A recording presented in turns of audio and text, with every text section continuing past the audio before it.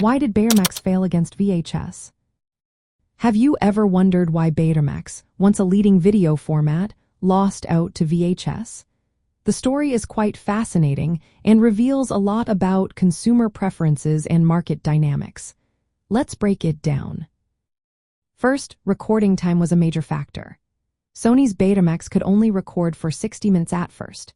This simply was not enough for people who wanted to record full-length movies or sports events. On the other hand, JVC's VHS format started with 120 minutes and later offered up to 240 minutes. This longer recording time made VHS much more appealing for everyday use, especially as home movie watching became popular. Next, let's talk about the hardware. Betamax machines were generally more expensive and had limited support from other manufacturers. Sony kept a tight grip on Betamax technology, which meant fewer companies could make Betamax devices. This led to higher prices and fewer options for consumers. In contrast, VHS was licensed widely, allowing many companies to produce VHS players and recorders. This competition drove prices down and made VHS more accessible in households. Another important aspect was the content available for each format. Video rental stores stocked for more VHS tapes than Betamax tapes. This meant consumers had a much larger selection of movies and shows to choose from.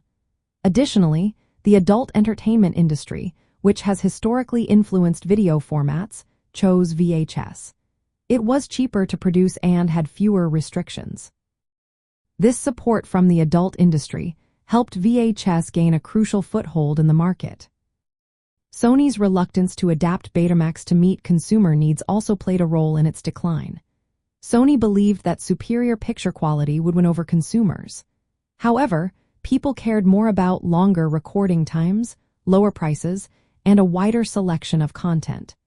By the time Sony increased Betamax's recording capacity to match VHS, it was too late.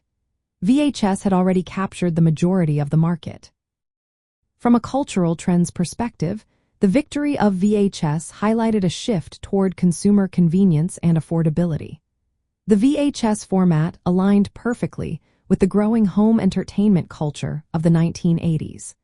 People valued the ability to record and watch longer programs and access a wide variety of rental movies. In summary, Betamax failed against VHS due to shorter recording times, higher prices, limited content availability, and a failure to adapt to consumer preferences. This combination of factors shaped the cultural trends that favored VHS as the dominant home video format.